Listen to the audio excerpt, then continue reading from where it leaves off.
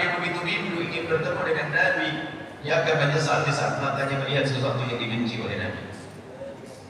Itu terus diasah. Kadang kita sering lupa, hari ini ingat, besok lupa, hari ini ingat, besok lupa. Makanya mengasah kedekatan dengan Nabi bukan hanya setahun sekali waktu perayaan Maulid Nabi. Ini hanya kebiar saja, tapi setelah itu setiap saat di rumah kita harus kita adakan perayaan Maulid Nabi. Setiap jam, setiap hari kita mengadakan perayaan Maulid Nabi, yang arti perayaan Maulid Nabi adalah menghidupkan Nabi di hati kita. Bagaimana caranya? Nah, ini harus kita bahas singkat pada kesempatan ini. Jujur kita, benar nggak kita rindu pada Nabi? Atau hanya basa-basi karena di kampung kita dikit-dikit ngomong cinta Rasulullah, syafaat Rasulullah dengan Nabi Muhammad, kemudian kita ikut-ikutan tanpa ada kerinduan yang sesungguhnya di hati kita. Bisa jadi itu hanya sekedar tren yang tidak dirasakan oleh hati.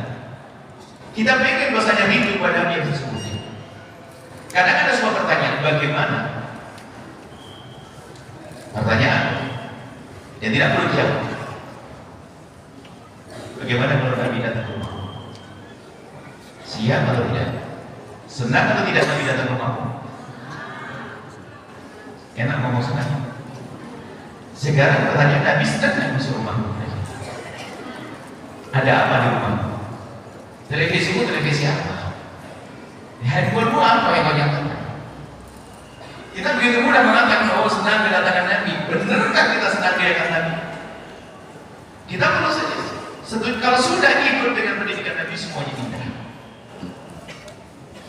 Pelanggaran-pelanggaran akan terkurangi, kemaksiatan akan terkurangi. Sehingga betul-betul merayakan oleh Nabi, sambung hati dengan Nabi adalah hal yang penting dalam hidup ini. Harus serius kita dengan Nabi Muhammad. Sungguh-sungguh kita kenal Nabi Muhammad SAW. Bahkan kemaksiatan kita ini akan runtuh kalau kita serius dengan Nabi. Ada gambaran seorang laki-laki yang datang pada Nabi Muhammad.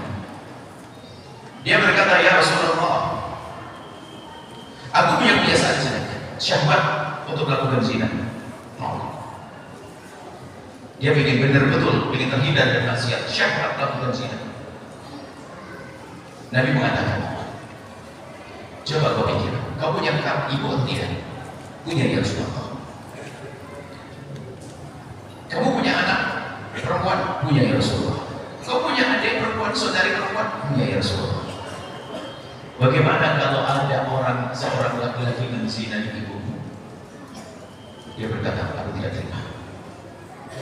Jika bagaimana jika seorang laki-laki menzinai saudarimu? Tidak, aku tidak terima. Bagaimana jika ada laki-laki menzinai putrimu? Aku tidak terima. Lalu Nabi mengatakan, Nabi bersabda, begitu juga jika engkau berzina dengan seorang wanita, tentu wanita itu merupakan ibunya seseorang, adalah saudarinya seseorang, atau anaknya seseorang. Mesti ada yang tidak senang dan marah di sana. Dia bicara dengan akal begini, dia paham, benar ya Rasulullah. Tapi apakah buntung syahwatnya? Tidak, dia berkata, tapi aku susah meninggalkan itu ya Rasulullah. Syahwatku masih bertolak ke itu ya Rasulullah. Nabi memandang dengan pandangan kasih. Didekatkan tangannya, tarik tangannya, kemudian dipegang dadanya, kemudian bertemulah mata baginda dengan mata orang tersebut. Berpandangan begitu. Di saat dadanya dipegang oleh baginda Nabi, kemudian setelah itu laki-laki itu berkata, ya Allah, ya Rasulullah, Nabi Allah, mulai saat ini aku tidak ingin lagi mendekati hal-hal seperti itu. Bedanya apa? Bedanya Nabi Muhammad SAW.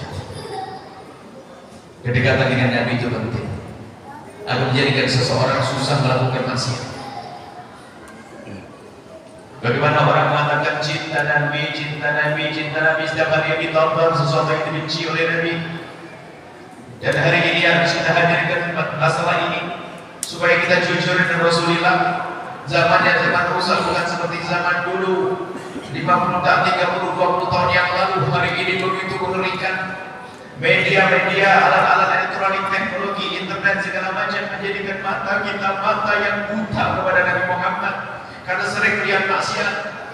Dan kita harus jujur, kalau usah nilai orang lain, aku lihat diriku sendiri, aku. Ada sebuah kisah. Kami hubungkan dengan kejadian di hari ini, kisah seorang anak muda, bukan orang tua seperti kita. Anak muda yang umurnya sekitar 14-15 tahun. Dan ketahuilah kalau orang itu mencintai Nabi, nanti Nabi yang mencari. Ada seorang anak muda umur 14 tahun, 15 tahun namanya Tha'labah bin Abdurrahman. Tha'labah bin Abdurrahman ini bukan Abu Tha'labah, cerita yang terkenal itu bukan. Ada anak muda namanya Tha'labah bin Abdurrahman. Dia adalah anak muda yang sangat mencintai Nabi. Bahkan dalam gerak-geriknya dia selalu ingat Nabi. Kalau berjalan yang dibayangkan adalah wajah Nabi, sehingga karena begitu terbiasa pikiran hatinya membayangkan Nabi, sehingga kalau berjalan tampak dari wajahnya dia itu selalu senyum.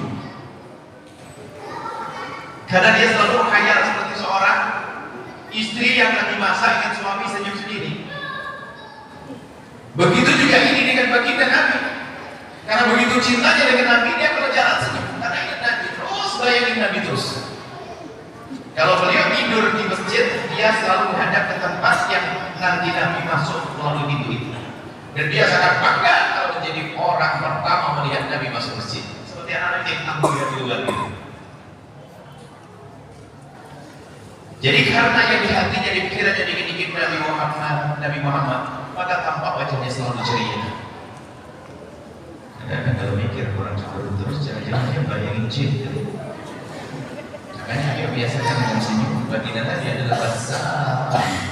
Apalagi kalau suami ketemu istri, tampakkan senyummu. Istri ketemu suami, tampakkan senyummu. Saudara ketemu saudara, tampakkan senyummu. Bukan menurutmu, hei ibu yang suka duduk waktu ketemu suami. Dirubah hidup ini. Hidup yang indah.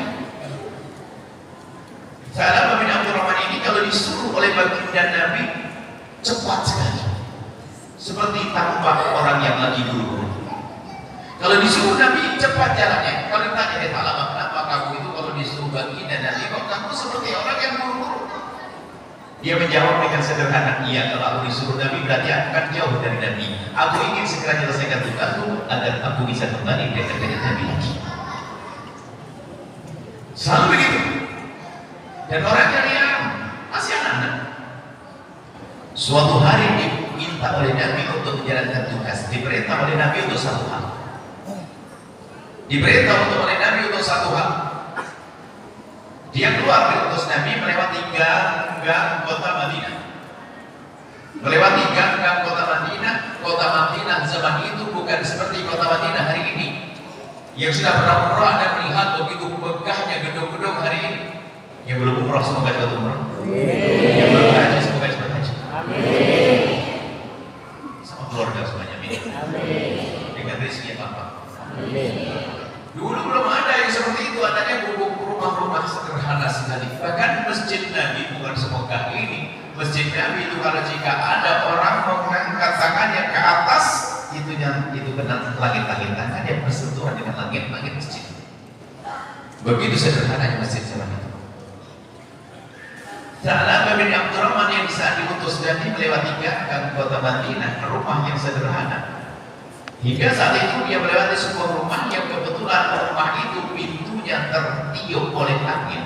Angin berhembus membuka pintu yang terbuat dari pelepah kurma yang berlarian. Jadi kayak gedek loh bahasa sekarang. Sehingga ketiup angin kesikap buka. Karena karena pintu terbuka ada suara. Manusia normal kalau ada suara pasti dia menoleh. Tha'labah bin Abdurrahman menoleh begitu suara, dan suara itu suara pintu yang tertiup oleh angin. Rumah yang sangat sederhana, pintunya terbuka, dan di saat pintu terbuka di sana ada seorang wanita yang berada di balik kain yang lagi mandi.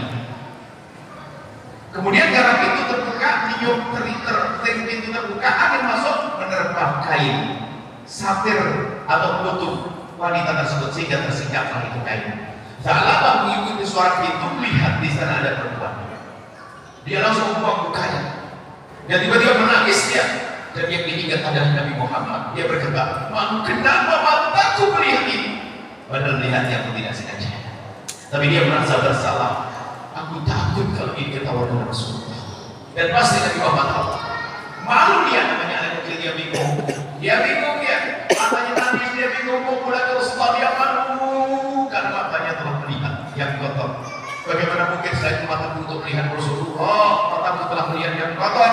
Dia bingung, nggak berani pulang, hilang dah kemana. Pokoknya obat. Baginda Nabi menanti di waktu sholat pertama, nanti mana tak lama minat tulang mati. Berikutnya mana tak lama tidak ada. Di sholat berikutnya tidak ada, sampai berputar satu hari tidak ada. Lalu Nabi memerintahkan kepada para sahabat Nabi untuk mencari tak lama minat Tuhan.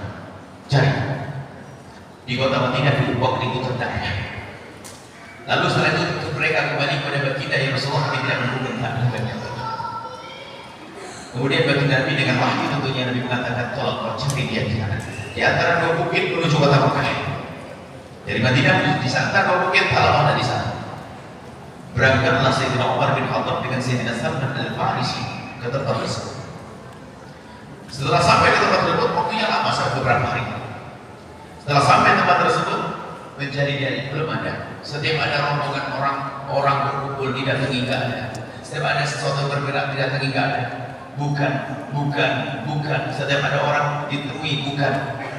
Hingga di terakhir sudah di paling pinggir ujung ada segerombolan hitam berjalan didekati. Itu adalah kambing dengan seorang pembala.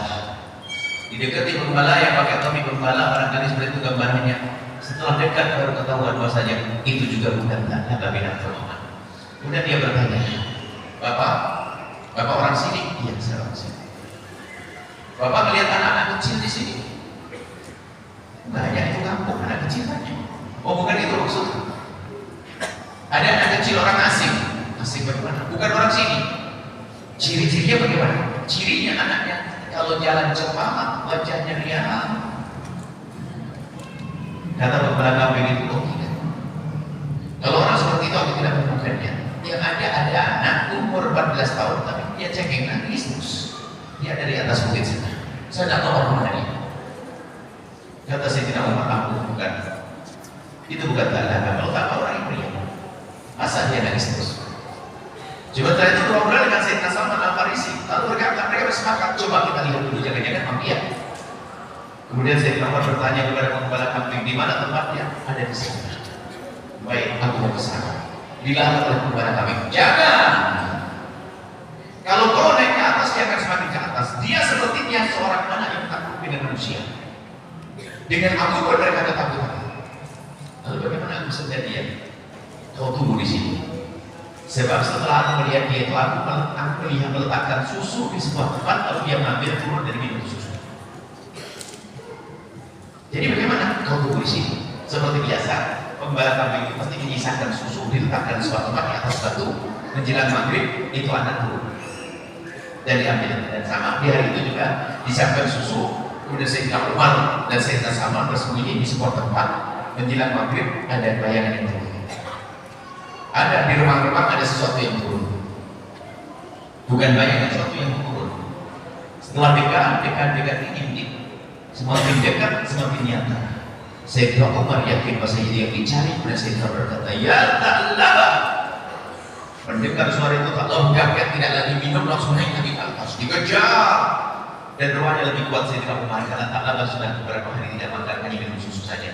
Lemah dan dipegang, dibawa pulang, dinaikkan di atas kendaraan. Dibawa di atas kudanya, dibawa pulang. Dan keadaan sudah lemah, tidak bisa makan. Kemudian sampai di Madinah, semakin sakit rumahnya. Karena sakitnya semakin parah, lalu tidak dibawa langsung kepada baginda Nabi, karena kalaupun dilepas tidak akan bisa lari. Dipulangkan kepada ibundanya terlebih dahulu. Setelah dipulangkan kepada ibunda, Sayyidina Umar kata Rasulullah, ya Rasulullah, kami sudah menemukan tamam binatang. Di mana dia? Ada di rumah ya Rasulullah. Kenapa pulang? Dia sakit Rasulullah. Apakah perlu aku kirimkan ke sini ya Rasulullah? Nabi jawab tidak. Dia takut ke sana. Lalu baginda Nabi datang kepada Tha'labah. Diketuk itu pintu, mendengar suara baginda Nabi Tha'labah ketakutan. Wajahnya ditumpahkan bumi, ditutupkan ke bumi dan berkata, aku malu dengan Rasulullah. Nabi mendekat mengucapkan salam, Tha'labah tidak berani menjawab. Hanya menjawab dengan suara mahro dan lirih pelan. Lalu baginda Nabi mendekat, kepalanya diambil, karena dia lagi sakit dibantu oleh Rasulullah. Dan saat dibantu oleh Nabi Muhammad, ternyata dia menurunkan kepalanya dan berkata, ya Rasulullah, jangan letakkan kepalaku yang punya mata kotor di atas maha suci, maha muliamu ya Rasulullah. Jangan letakkan kepadaku yang punya mata kotor di atas paha muliamu ya Rasulullah. Turun langsung. Dinaikkan lagi, turun lagi. Dinaikkan, ya Tha'labah, apa yang kau katakan, apa yang kau lakukan hingga kau ketakutan seperti ini? Tha'labah menjawab, ya Rasulullah, aku takut kepada. Aku takut tidak bisa melihatmu nanti. Aku takut tidak bisa bertemu dengan engkau ya Rasulullah. Memangnya kenapa? Apa yang kau lakukan, wahai Tha'labah? Apa yang kau lakukan? Berceritalah Tha'labah bin Abdurrahman tentang kejadian itu yang terbuka. Kemudian melihat Allah. Nabi Muhammad paham setelah itu dan berkata, Tha'labah, itu kan kejadian tidak sengaja. Tha'labah, kamu minta apa? Aku sudah tahu kau pengen apa. Kalau menjawab, ya Rasulullah, aku ingin diampuni oleh Allah. Kau sudah diampuni karena itu bukan dosa, karena kamu tidak sengaja. Engkau diampuni, lalu kau minta apa lagi ya Tha'labah? Aku ingin mataku masih bisa melihatmu nanti di surga ya Rasulullah. Aku ingin melihatmu, aku ingin bersamamu nanti di surga. Nabi Muhammad menjawab, engkau akan bersama di surga. Kemudian setelah itu tersenyumlah Tha'labah, berani mengangkat wajahnya dan menghadap kepada baginda Nabi yang semula ketakutan melihat wajah baginda Nabi. Kemudian Tha'labah berkata, ya Rasulullah, aku merasakan seperti ada semut yang merayap di antara kulit dengan daging. Aku merasakan seperti ada semut yang merayap antara kulit dengan daging. Nabi menjawab, itu sakaratul maut. Engkau akan meninggal.